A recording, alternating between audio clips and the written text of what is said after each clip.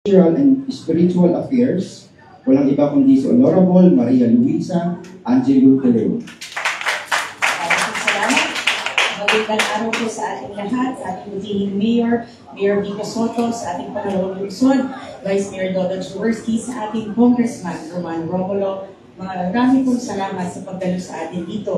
Sa ating mga kasamahan sa Konseho, ang OIC ng City Museum, ng Cato, Ms. Ana San Mateo, and Mr. Patrick Gladiano, sa Pasig City Department Heads natin, Pasig City Council for Culture and Arts, sa ating mga panauhin mula sa NHCP, at mula rin po sa ating Pasig City Chambers Commerce at Auto PH. Sa ating din mga bisita mula sa National Museum, magandang umaga po sa ating lahat.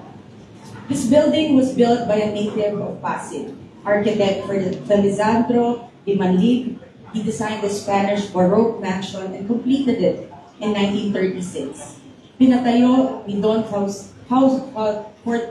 Fortunato Concepcion, dating mayor ng Pasig City, na pinakaunang rehistradong Pasigueño pharmacist, para sa kanyang asawa na si Doña Victoria Concepcion. Makalipas ng 10 taon, nilisan ng mag-asawa dahil ginawa itong torture house ng mga Hapon. Isa sa mga taong nakaranas ng paghihirap mula sa mga Hapon ay si former Senate President Obito Salonga, isang natatanging Pasigueño. Ngunit di rin nagtagal, sa gusayang ito rin ay minaglayway ang bandila ng mga Amerikano na sumisimbolo ng paglaya at pagpapatalsik sa mga Hapon dito sa Pasig. Lakas mga flashback po ng pulang araw. Simula noon, ito ay naging klinika ng anak ng mag-asawang Concepcion na si Jose. Naging tahanan ng tanyag na aktor. Tanyag na aktor na si Luis Gonzalez.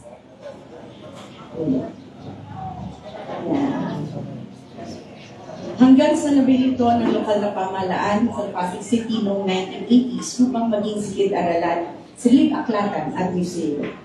Mula sa pagiging pribadong tahanan na kung tawagin ay Concepcion Mansion, hanggang sa pagpapatatag ng Pasig Ordinance No. 16, Series of 2001, upang mabuo ang Pasig City Museum, at Resolution No. 164, Series of 2008, upang ideklara ito bilang isang historical site and landmark ng syudad.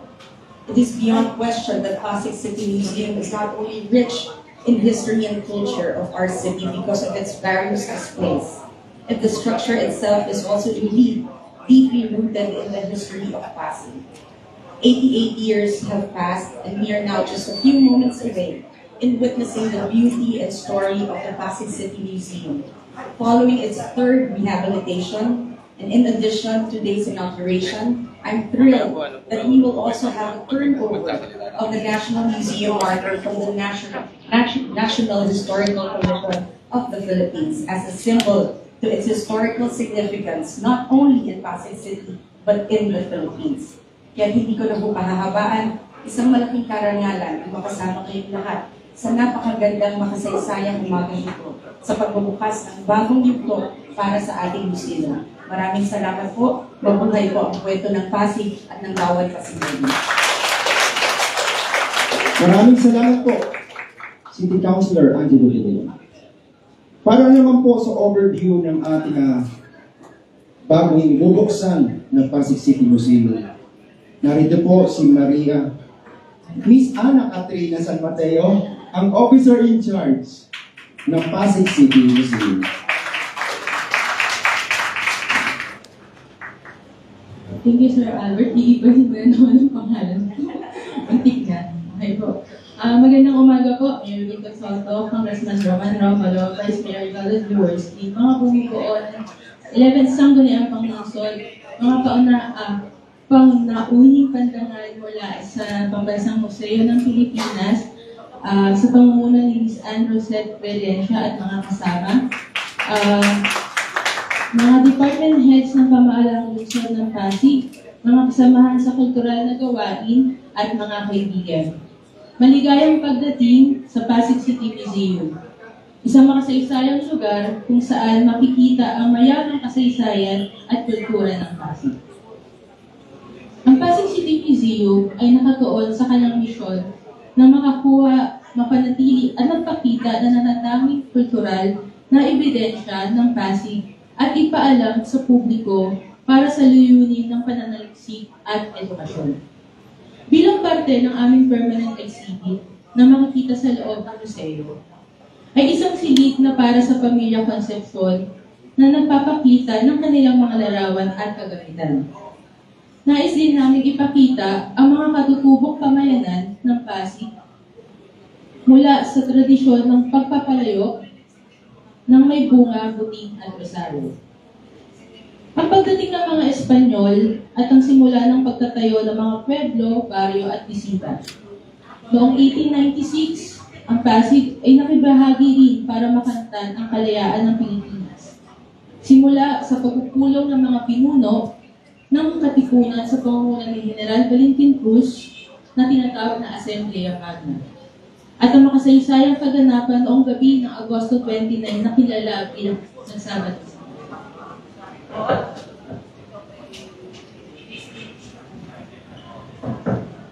Pagtapos ng deklarasyon ng kalayaan ng Pilipinas, dumating ang mga Amerikano at naging kabisera ng lalawigan ng Rizal ang Pasig. Sino ang hindi makakalimot sa iconic na tranvia nang dahil dito ay naging sentro ng kalakalan ang Pasig. Kasunod nito, naging mahirap ang mga sumunod na mga taon dahil sa pagsalakay ng mga Hapones sa Pasig sa mismong petsa ng pista ng bayan nito noong December 8, 1941. Ngunit bumangon ang Pasig mula sa abo ng digmaan na nagsimulang makilala ang mga pabrika na gumawa ng mga supply na kinakailangan para sa rehabilitasyon ng mga nasira ng digmaan.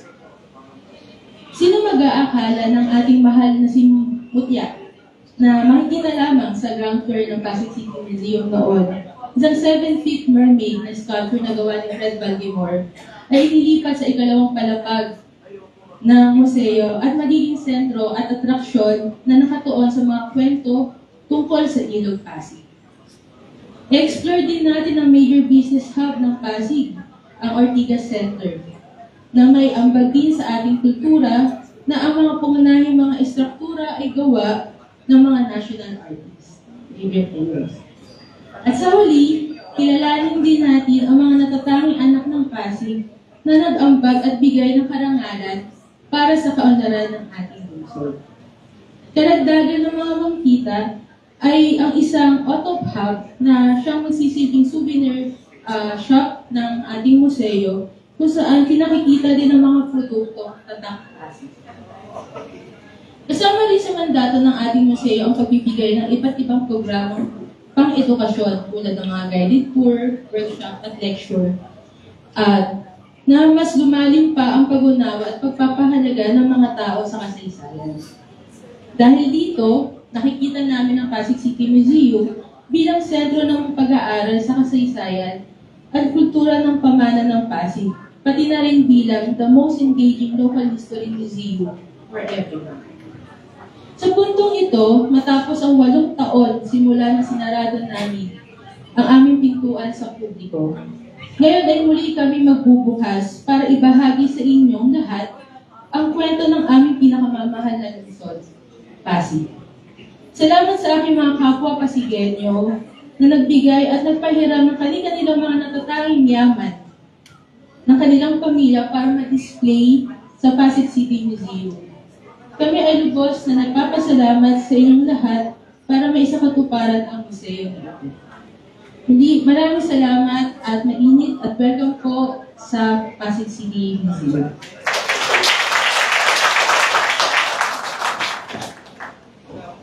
Maraming salamat po, Miss Anna. Ngayon naman po ay pakinggan po natin ang mensahe ng ating Congressman Roman T. Joel. Magandang umaga po sa ating lahat. Una-una, congratulations sa Pasig City dito sa pagbukas po ng bagong Pasig Museum ulit. Sa totoo po, yung huli nakapunta ako dito, inauguration rin, 2007 yan o 2008, kasama ang University of the Philippines kasi nag-turnover sila ng mga manuscript. Pero naikot ko na po ngayon, hindi ko lang nakita yung mga manuscript. Pero naikot ko ngayon, sana po, kasi naalala ko parang pinagkatiwala sa atin yun ng University of the Philippines, 2007 yun o 2008. Kaya maganda sana na maging parte pa rin po yun. Naikot ko po, napakaganda po talaga pag pumunta kayo. May ikot, very tama yung word ni Ma'am Hana, very engaging po yung pag-ikot. At dahil pag-ikot po ninyo dito, marami po kayong malalaman muli tungkol sa lungsod ng Pasig. Sabi nga natin, di ba, ang panaginip natin para sa lungsod ng Pasig ay maging tourist destination po talaga siya. So siguro ito yung unang hakbang. Pagkatapos nito, sigurado ko may mga susunod pang mga gagawin. Kasi sa totoo, habang humiikot kami kanina sa taas, may kita po nyo napaka-historic po ng plaza paikot dito. Sa totoo po, nandito po yung El Pasig, yung dating El Pasig. Ito po yun, kitang-kita ko kung saan ako nakatayo. Yan yung unang panaderya dito. Kaya sana po, nakita natin, actually for rent yan o for sale, baka panahon na talaga mapag-isipan din po natin yan. Kasi dyan yung El Pasig, narinig ko kanina meron dito yung one town, one product. Maganda, isipin nyo, yan yung unang panaderya dito. Pag atin yan, mas maganda, dyan na nga yung motto. Kasi talagang ito, talagang maging Pasig Museum. Isa pang naalala ko po dito, mga 2008, nung naimbitahan rin ako dito po nagaganap po dito yung mga concerts eh. Meron tayong isang tanyag na taga-Kapitolyo na pianist doon classic pianist eh. Anak ni Dean, Raul Pangalangan. Nag-perform po siya dito. Dito siya nag-perform ng 2008. Napakaganda po dyan talagang tubo Kasigenyo. Hanggang ngayon po, napakinggan po siya ulit. Naimbitahan niya ako last year. Nandun po sa isang performance na kasama si Marie Ilusorio. Nag-perform po sila mga classic pianist. Sa ganda po ng renovation na to, sa ganda po ng lugar, napakaganda sana po na i-maximize na natin yung lugar. Balik din natin dito yung mga ganong bagay, katulad ng mga konsyerto. Alam ko, mas mahalaga ngayon yung pop music. Pero maganda pa rin na kung taga-Pasig naman, tubong Pasig, ay may sabuhay natin para maging inspirasyon din sa ibang mga Pasigenyo.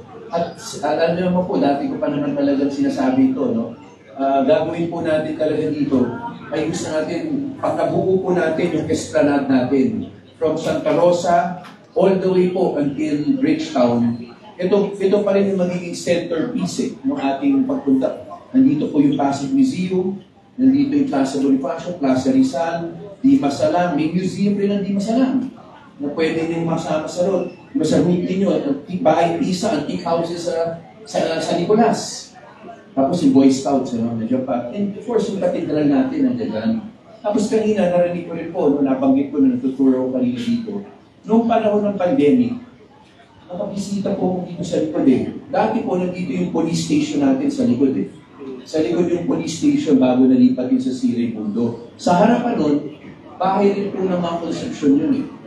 During the pandemic, nagkaroon ng wave dyan eh. Namatay po yung isang construction. So nakabisita po ako. Nakausap ko po yung mga bata na construction. Pero hindi nga sila nakatira dito. Halos lahat sila nakatira sa Amerika. Pero they retain that house. Siguro panahon na nung nandun po ako nung wave, pero pandemic yun eh, patapos sa pandemic. Kinikwento nila sa akin, yung experiences po nila dito nung lumalaki sila. Ang sabi nga po nila sa totoo lang, maliit na taon pa ng Pasig.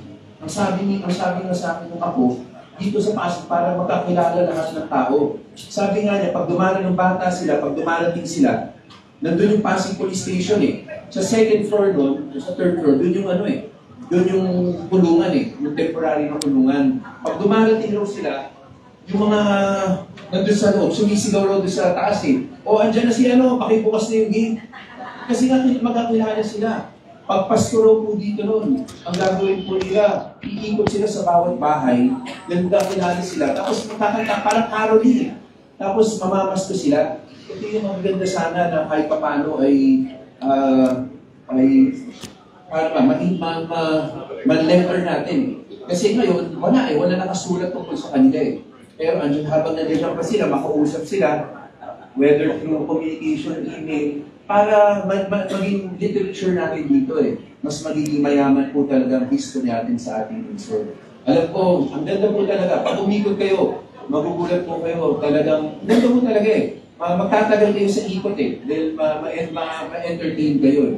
Pero alam ko na mahaba pa, malayo na ang narating, pero malayo pa ang mararating ng ating pagsisiwalat ng ating history and culture ng lungsod ng Pasig. Pero ngayong araw, congratulations po, mabuhay po ang art and culture sa lungsod ng Pasig.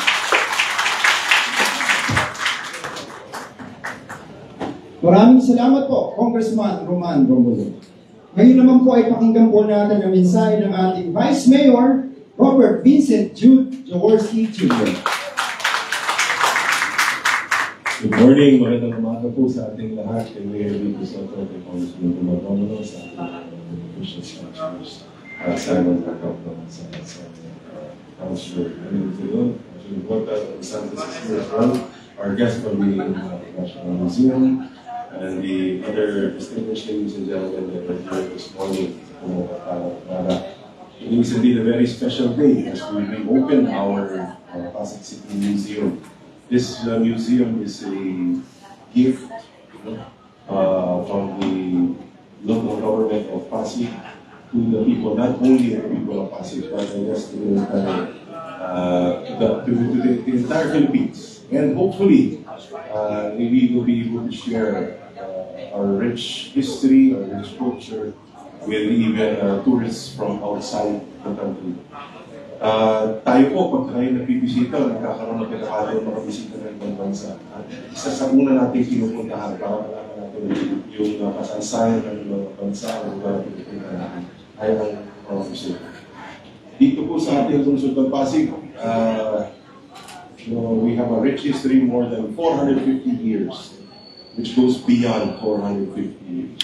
And it is high time that as we try to push, our society to have a deeper sense of ownership of our city, to have a deeper sense of longing and loving for the country, we first have to know kung saan po tayo nanggaling. Kailangan po tayo lumingon kung saan tayo nanggaling. Kailangan po natin alamin yung pinaghirapan ng ating mga ninuno, ng mga sakripisyo, pinagdaanan sa panahon prior to the Spanish colonization, to the American occupation, Japanese occupation, and all the way to the growing, or the continued growth of the city of Pasig. And we can only do that through the modern means that we have now. So I hope that we will take time out later and take a look at what we have in our museum. Something that the children of Pasig can come and see. Mas lalo na mahal ang ating bayan. Something that we can invite other neighboring cities and towns to see and visit also. Para maintindihan din nila kung ano yung mga pagpapagong tinutulak natin dito sa lungsod ng Pasig at ano yung pinaka-pundasyon ng mga pagpapagong dito. At higit sa lahat, mag-intindihan din ng ating mga pagpapagong. Kung bakit tayo maniwala bilang mga Pasigelo na maliwanag ang ating kalikasan. Good morning and congratulations to you. Maraming salamat po, Vice Mayor Robert Jaworski. Para naman po sa ceremonial and turnover and unveiling of the National Museum marker upang basahin ang nilalaman ng Certificate of Turnover and Acceptance of Important Cultural Property marker, kasama po natin at tatawagin po natin si Ma'am Ann Rosette Prelencia mula sa Pasig National Museum of the Philippines.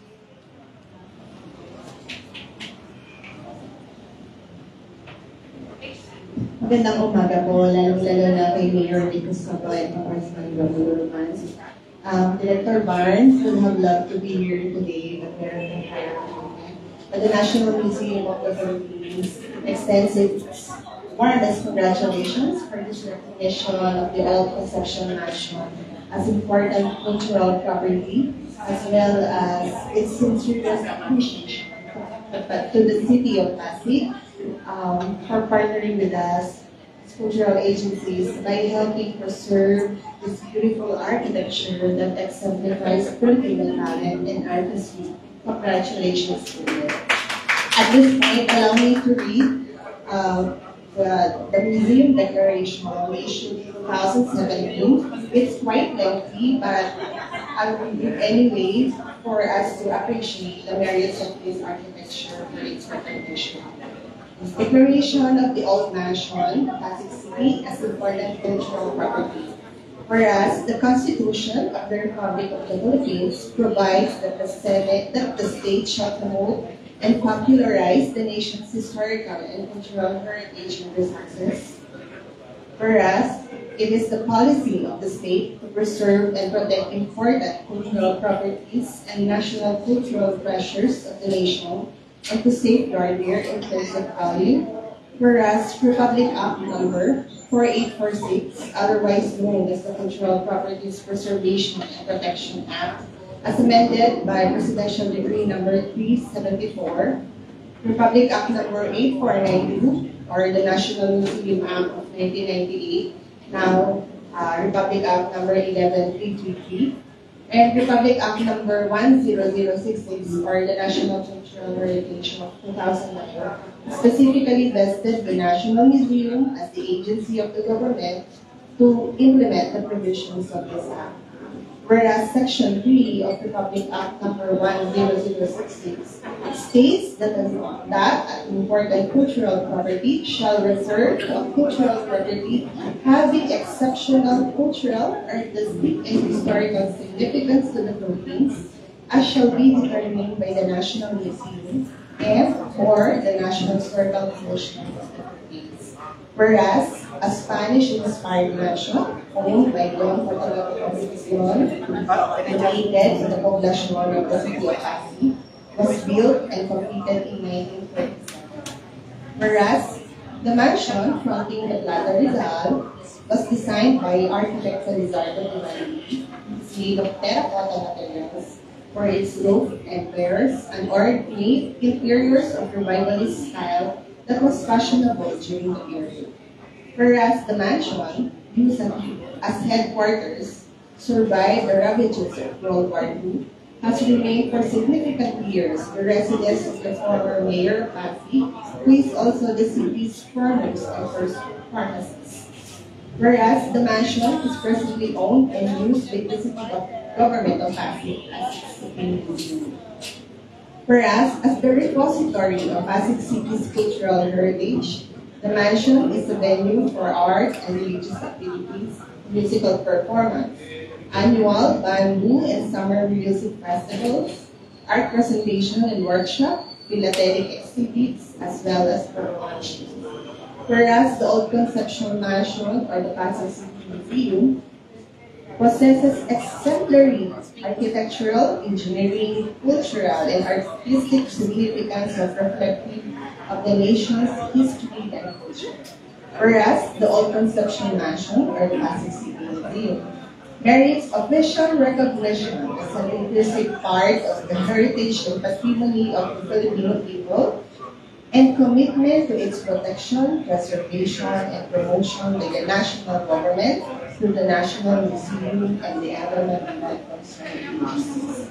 Now, therefore, the panel of experts, by virtue of the power vested by law, hereby declare, subject to the attestation and confirmation of the Director of the National Museum, the Old Concepcion Mansion, Pasig City, as an important cultural property. Done in the city of Manila on September 28, 2017, signed by Architect Manuel L.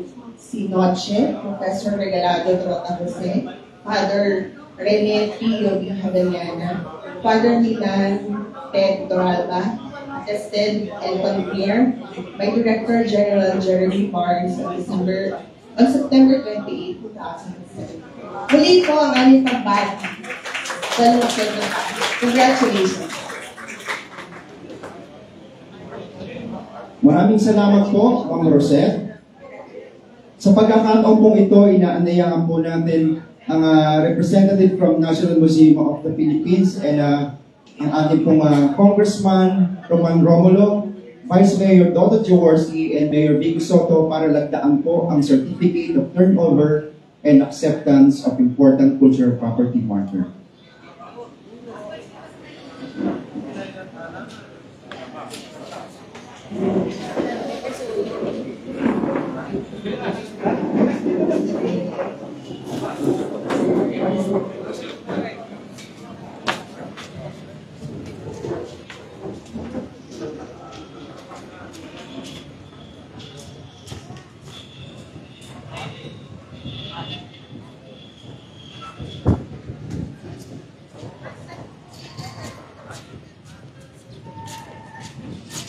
Kong, dito na lang.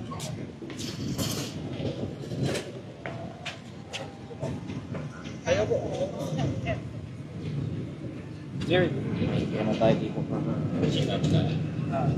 May atras po tayo para kasi lahat. Atras tayo agad. Dito, bilang.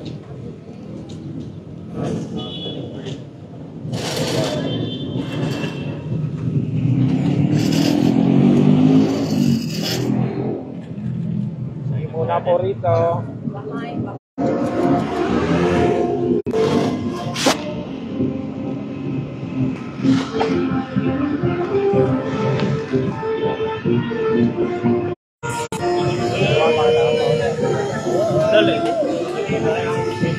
Okay po, dito po yan.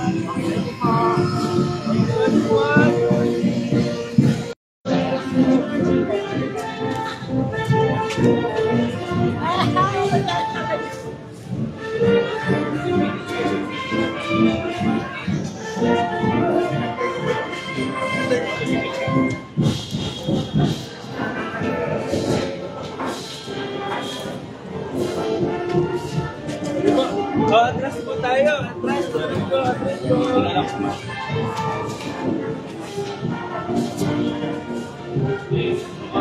One, two, three.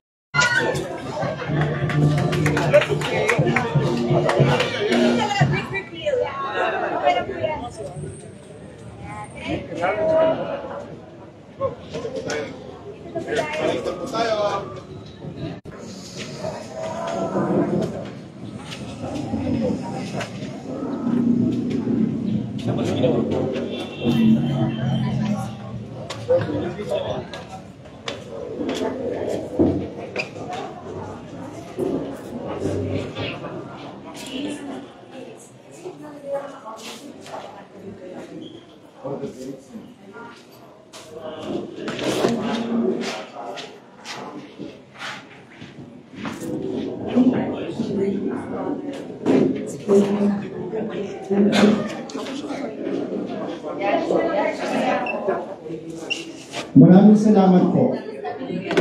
Ngayong umaga naman po ay pakinggan po natin ang mensahe ng ating punong lungsod, Mayor Vico Soto. Magandang umaga sa bawat isa. Masayang-masaya po tayo ngayon sa inauguration ng ating Pasig City Museum at sa unveiling ng marker mula sa National Museum. Kaya una, sa mga kaibigan po natin mula sa National Museum, maraming salamat po. Pakiabot na lang din kay Director General ng aming masasalamat. Appreciate po namin ang lahat ng tulong na binibigay niyo po sa lungsod ng Pasig. Kaisa niyo po kami sa lahat po ng ginagawa ninyo. Alam niyo nung, di na po ako masyado magpapaka-formal, hindi ko na po babagiin ng lahat.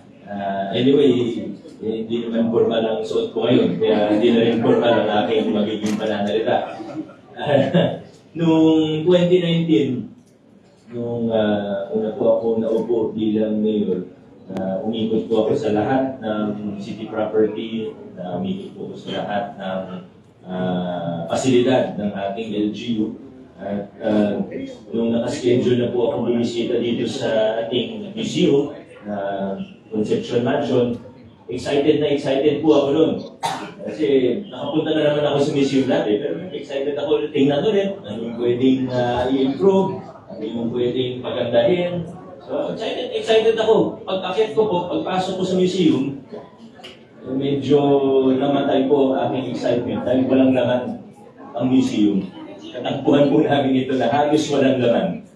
May pakonti-konti, yung piano nandun pa rin naman. Yung ibang mga gamit nasa basement. But generally, halos wala talaga. Yung mga artwork na dati nandito, yung ibang, siguro yung ibang hinahanap ni Kong, talagang nawala. Hindi ko pa rin mapaliwanag hanggang ngayon kung nasaan po. Nagka-conduct po kami ng investigasyon. Kahit ang pulis, sinunsulta na rin po. Tinignan po yung inventaryo. May mga ilan na nahanap naman, gaya ng Mickey Mouse Family na hinahanap ko noong 2019. Pero yung iba talagang wala na po. Kaya sinimulan po natin, pag-isipan ko, ano bang magandang gawin dito? May proposal doon na ibalik siya na maging City Library ulit. Pwede naman, kung City Library, hindi naman masama yun. Kaso malapit lang din naman dito yung City Library natin.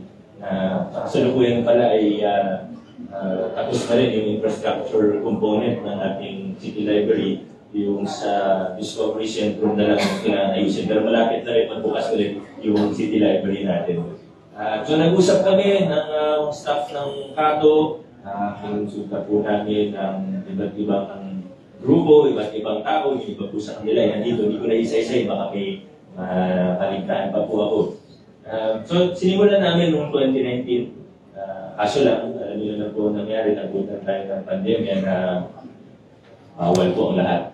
Pero wala muna. 2022, muli po namin binalikan ang mga plano para sa Pasig City Museum. At may mga initial proposal, pero ang sinabi ko nun, kailangan gagawin natin to, siguraduhin na natin na maganda siya. Una sa lahat, medyo limitado talaga ang espasyo dito. Hindi naman, mansion siya, pero hindi naman siya kalakihan talaga. Ibig para sa isang museum, karamihan ng museum ay mas malaki po kaysa rito.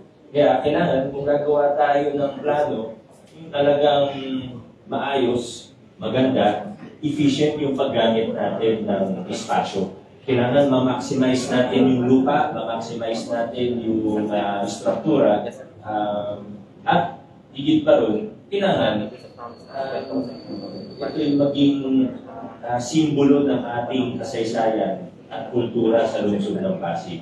Nakalulungkot man ay minsan, lalo na siguro sa mga mas bata, sama ko na yung sarili ko sa mas bata, hindi ko naman po sinasabing matanda kayo, no? Pero realidad po, minsan nakakalimutan na natin ang ating kasaysayan. Minsan nakakalimutan na natin kung saan tayo nanggaling. Hindi lang panahon ng Hapon o ng Amerikano ang pinag-uusapan natin, kundi pati pre-Hispanic times. Kasama yan sa history natin na siguro karamihan nga sa atin, sa totoong kung magpapakatotoo tayo, aminin natin, talagang medyo limitado ang kaalaman natin. Kaya gusto po natin, magkaroon tayo ng susunod na generasyon ng mga Pasigenyo na tunay na na-appreciate ang ating kultura, ang ating kasaysayan, at padaling maka-appreciate ng kultura at sining natin bilang mga Pasigenyo. Napakayaman ng ating kasaysayan at yan po yung pinabalikan natin dito sa pagbubukas muli ng Pasig City Museum. Makikita niyo po yung paglatag sa tulong ng ating consultant, Numen. Nandito po ba yung mga taga-Numen? Nandito po sila. Palapakan naman natin. Napakaganda yung ginawa nilang design. Sa totoo, hindi naman yung infrastructure component yung mahalaga talaga dito. Hindi yung makikita natin dyan, yung floor plan, kung paano siya, para natin inayos yung grand timeline natin. Muli mula sa panahon ng mga katutubo hanggang sa natin 73, diba? Alam ko, debated pa po yan.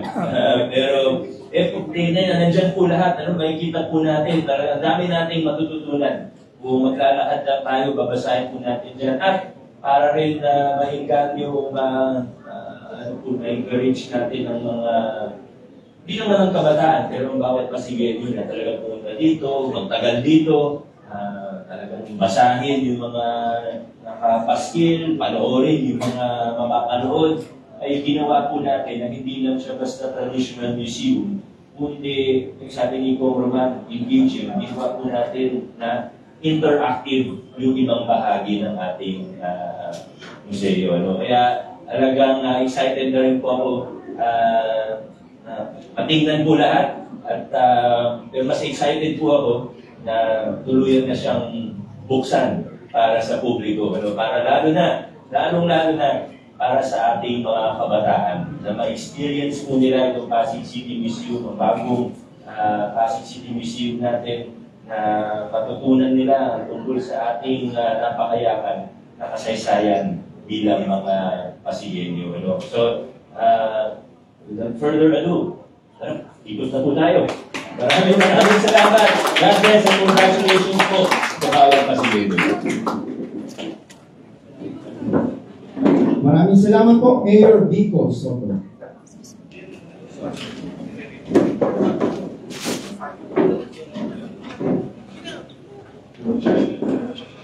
Ngayon naman po ay ganda po tayo sa ribbon cutting ceremony. Inalihan po namin ang lahat na lumilip lang po sa set.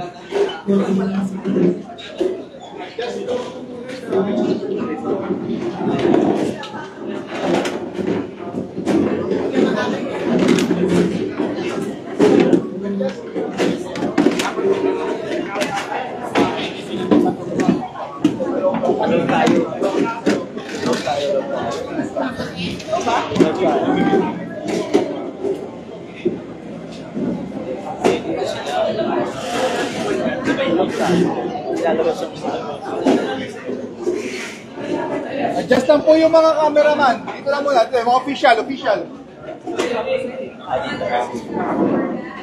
Official lang po muna yun, man dito. Official.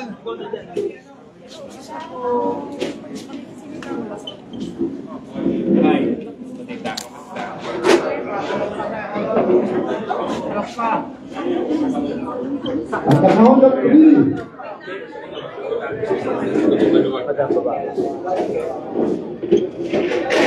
Inalihan po natin ang ating Pasig City officials and from National Museum of the Philippines.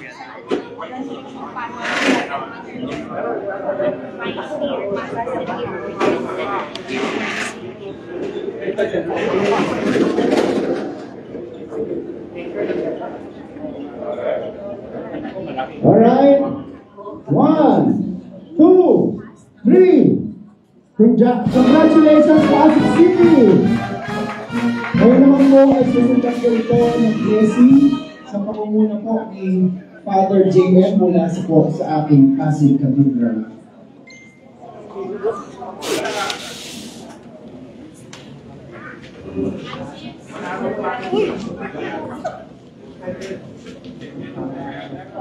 Good morning to everyone, our honorable politicians and all the guests.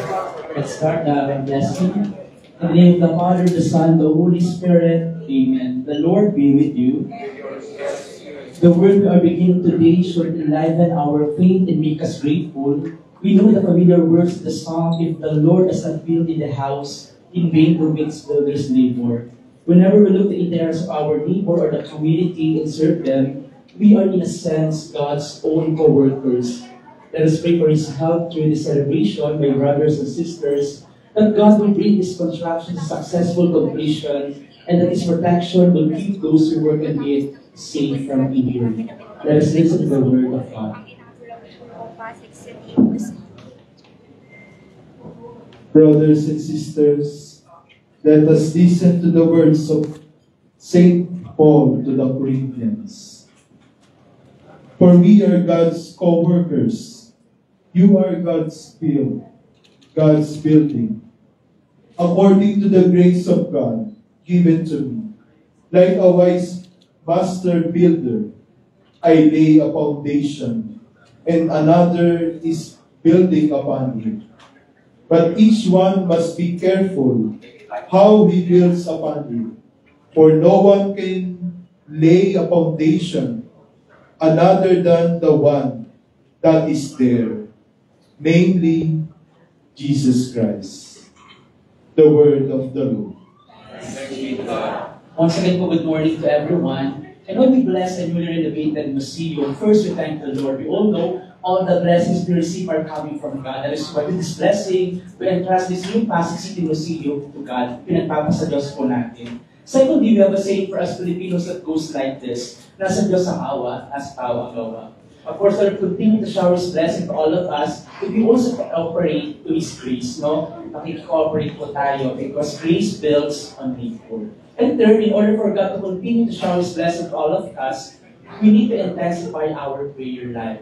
We all know there is no messenger invited in heaven, and the way we communicate to God is through prayer. That is why we need to intensify our prayer life so that the Lord will continue to shower His blessing to all of us. Amen? Amen. Let's pray. All-powerful and merciful Father, you have created all things through your Son, and you have made Him the unshakable foundation of your kingdom. To the gift of your eternal wisdom, grant that undertakings we begin today for your glory, and our own well-being may progress day by day to its successful completion. We ask this through Christ our Lord. Let us pray the prayer to Saint Michael. Saint Michael, the archangel, defend us in battle. Be our defense against the wickedness that snares the devil. May God rebuke him, we humbly pray. Although the heavenly hosts, by the power of God, thrust into hell Satan and all the evil spirits of all about the world, seek the relief of our souls. Amen. Father, Son, Holy Spirit. Amen. I will be able to tayo. Let us pray the Lord's Prayer. Our Father, who art in heaven, hallowed be thy name. The kingdom come, the will be done on earth as it is in heaven. Give us this day our daily bread, and forgive us our trespasses, as we forgive those who trespass against us. And lead us not into temptation, but deliver us from evil. Amen. Hail Mary, full of grace, the Lord is with you. Blessed are you amongst women,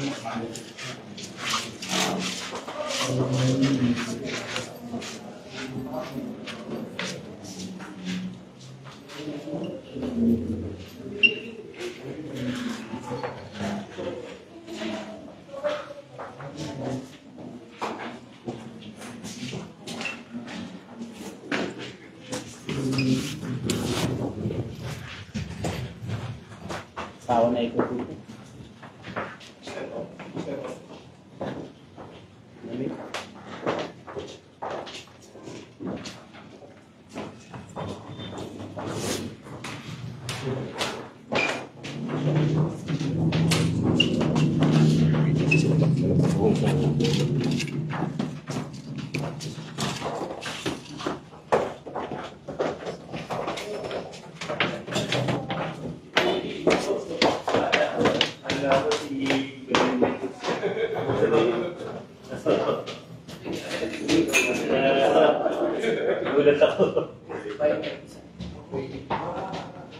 Gulat ako sa radio eh.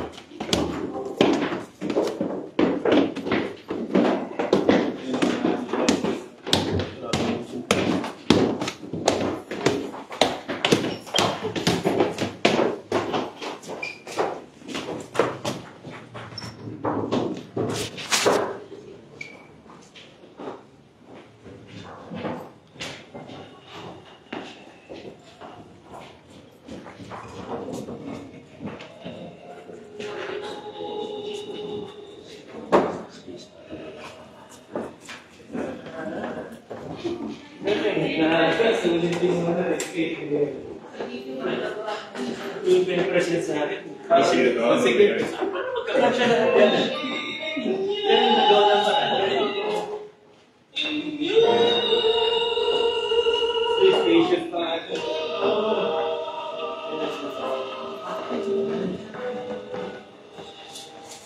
Ito yung bagong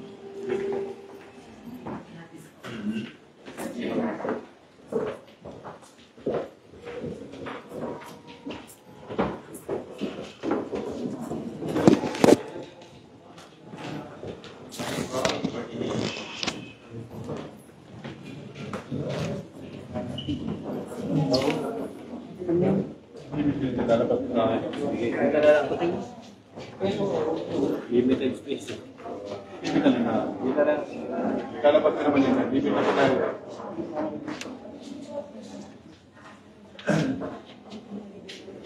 Ayun na yun. Ayun na.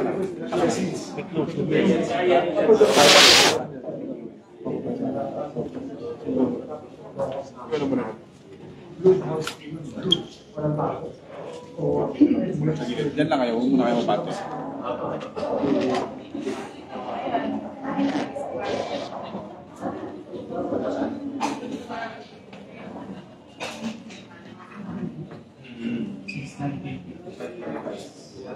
Ito lang. Alik to ko. Ano naman bagay para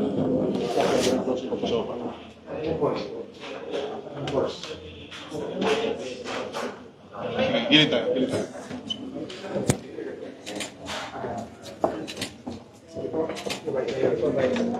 Dito na to, bro.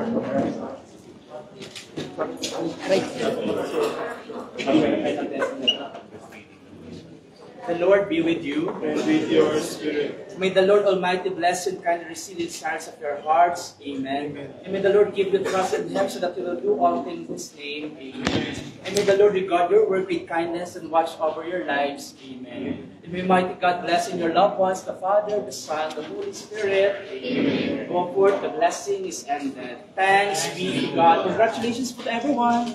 God bless po. Have a nice day po. Thank you.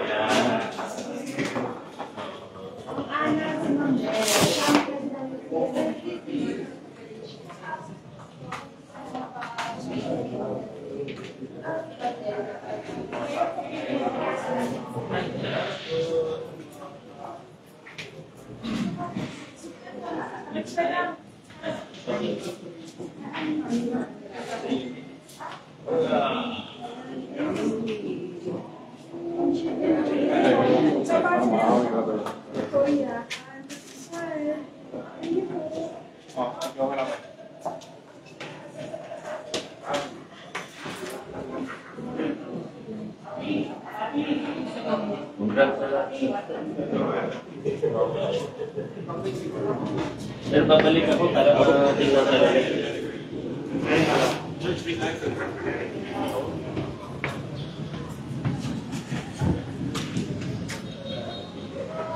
Camera mo. Ikaw, ikaw kanina.